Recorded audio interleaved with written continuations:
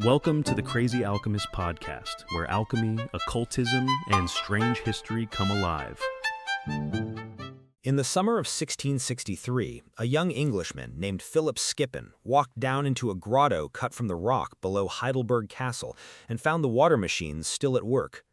He was in his early 20s, traveling with the naturalist John Ray to see the universities and the famous oddities of Europe. Skippon didn't gasp on the page, he just made a list. A lion that sucked up water, a ball that danced on top of a jet forced up from below, a cap of tin shaped like a periwig that rode the same stream. And then, in the same flat list, came the line that matters, water playing on the organs, and water springing out of the pavement in the sides of the grotto. Now hold that image. More than 40 years had passed since war first crossed this place. An army had used the terraces above his head as an artillery platform, and the water was still moving. The grotto belonged to a garden that people of the time had called the eighth wonder of the world. A working water organ in a half-ruined cave is strange enough on its own. To see why, you have to know what the garden was built to be and what was waiting for it just over the hill. It started as a gift. In 1614, the Elector Palatine Frederick V set an engineer named Salomon de Caus to work on the steep slope beside his castle. The year before, Frederick had married Elizabeth Stuart, the daughter of King James of England, in a wedding that Protestant Europe read as an alliance of its great hopes. The garden was for her. De Caus cut the hillside into terraces. He moved in groves of orange trees, some of them already 60 years in the ground, and laid out the grottos with their water machines. 50 years later, Skippon copied down the words on two stones still standing in the flower beds. One said in Latin, "Frederick planted this, the 14th of December, 1615. The other carried the same line for Elizabeth. Heidelberg was a good place to attempt a wonder. Its university was among the oldest in the empire, and its library, the Bibliotheca Palatina, was one of the great Protestant collections in Europe. A century before Frederick, the town had already produced its most famous magician, a man who took his degrees here in the 1880s and whose name became the legend of Dr. Faustus. So Heidelberg already knew how to think above its size. Frederick pushed that ambition harder than anyone before him. The garden's whole design argued that its owner was a great deal more than a regional prince. It showed him commanding nature, even commanding Neptune, with the world arranged around him. The man who built it for him, de Caus, was a hydraulic engineer of real ability, fascinated by what running water could be made to do. A year earlier, he had published a book on how force moves through machines. For Heidelberg, he designed a water organ, copied from a description in the Roman writer Vitruvius.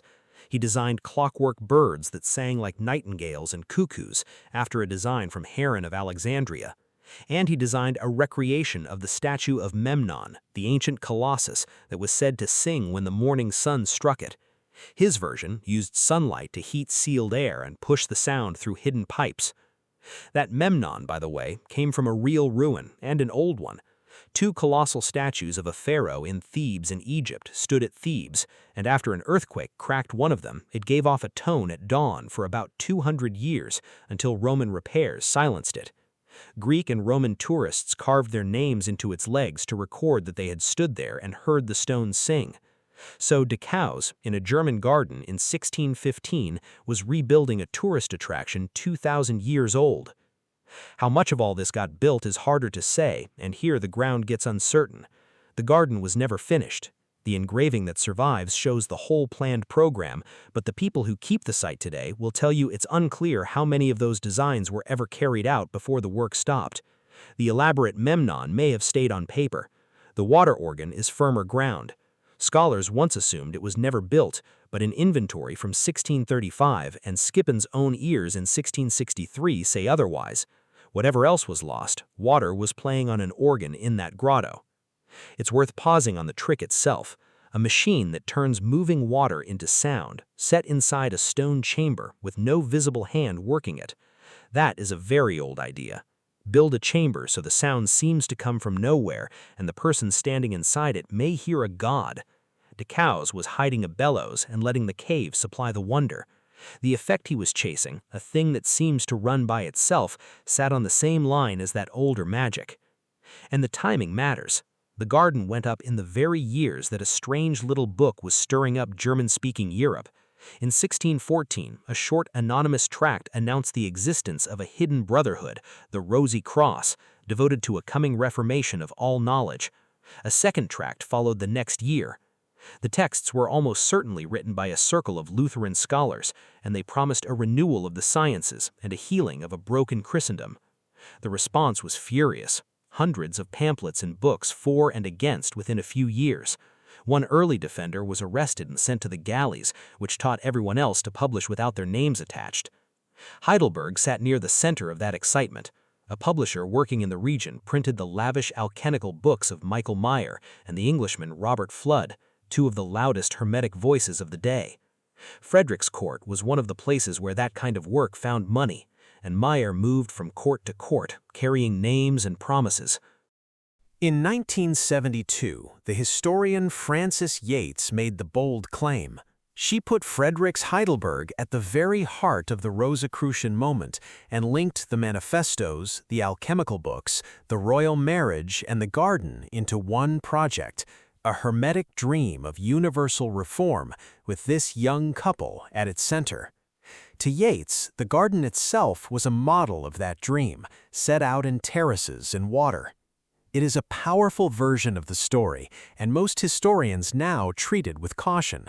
Luke Morgan, who wrote the standard study of de Caus, sees the garden as a skilled exercise in late Italian garden design rather than a coded cipher. The scholar Brian Vickers argued that Yates had woven a single, coherent occult movement out of materials that were much looser and more accidental than she allowed. The court did have its hermetic figures and its alchemical press. Whether that adds up to a Rosicrucian program or just to the fashions of a feverish decade is where the argument still sits, and it hasn't been settled. While the writers argued over hidden brotherhoods and universal reform, Bohemia was sliding toward revolt. In May of 1618, a delegation of Catholic regents was thrown out of a window of Prague Castle. The Protestant estates of Bohemia were in revolt against their Habsburg king, and they needed a Protestant prince to take the crown.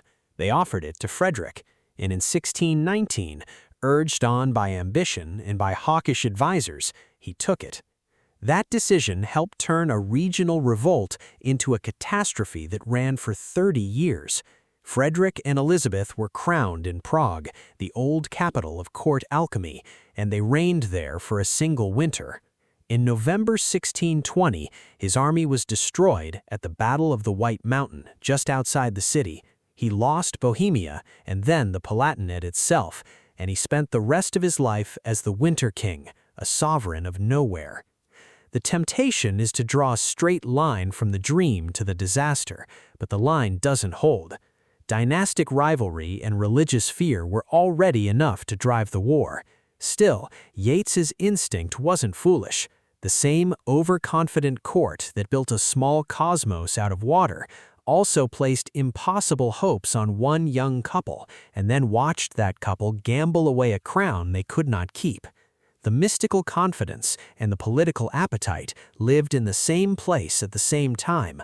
Whether the first one fed the second or only stood next to it is not a thing anyone can prove. When the soldiers came, they took both of the town's glories. Heidelberg fell to the Catholic side in September of 1622. The garden, already unfinished, was wrecked, its terraces turned over to cannon, and the great library, the Bibliotheca Palatina, was stripped and sent south.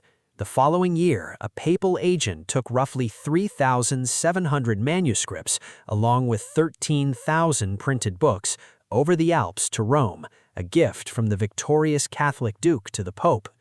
Most of that collection is still in the Vatican Library today. The war sent Heidelberg's books to Rome and left its garden to the weather. Later writers like to imply a curse on the people who scattered from this place. The lives themselves were sadder and plainer than that.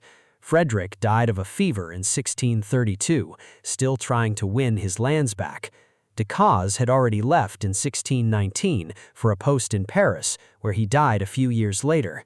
The popular tale that he ended his days mad in an asylum, dismissed by a cardinal, is a 19th-century invention with nothing behind it.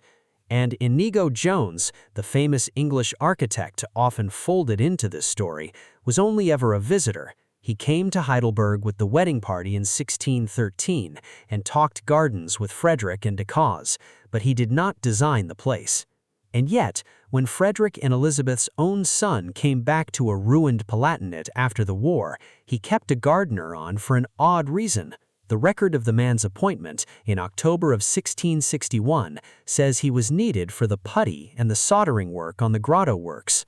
The lead pipes were being patched so the waterworks would run again. 2 years after that quiet repair, Skippon walked in and heard the organ. On paper, the marvels belonged to a ruined garden.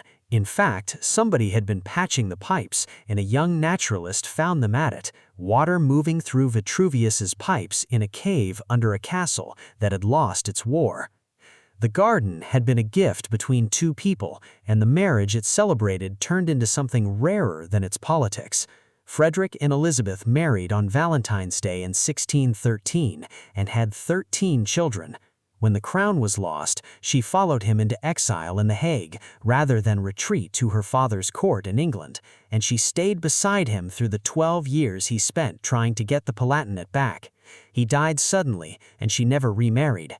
Her admirers called her the Queen of Hearts before anyone else called her the Winter Queen, and that first name outlasted the crown. The garden left one more line behind, and this one runs through Elizabeth. She outlived her husband for 30 years, most of them in exile, and came back to England at last in 1661, the same year the grotto was being repaired. She died there the next year. Her 12th child, a daughter named Sophia, born in exile, became Electress of Hanover. By an act of the English Parliament in 1701, the crown was directed to Sophia's Protestant line, and in 1714, her son took the throne as George I.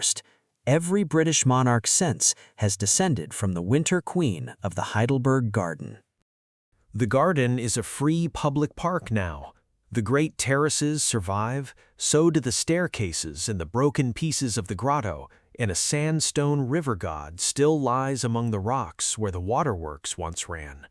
The flower beds and the machines are gone, and the fullest record of what once stood there is the Folio de Caus, printed in 1620, after he had already given the place up.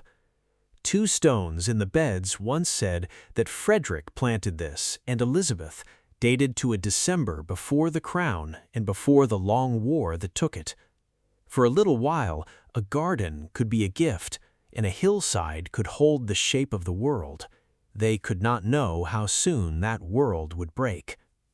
If you enjoyed this, the full article is on the site at crazyalchemist.com, with the bibliography and the source documents listed for anyone who wants to read further.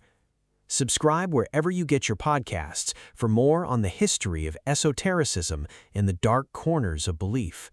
Thanks for listening. If you enjoyed today's episode, make sure to visit crazyalchemist.com for more intriguing content and follow Crazy Alchemist on Instagram and Facebook to stay connected.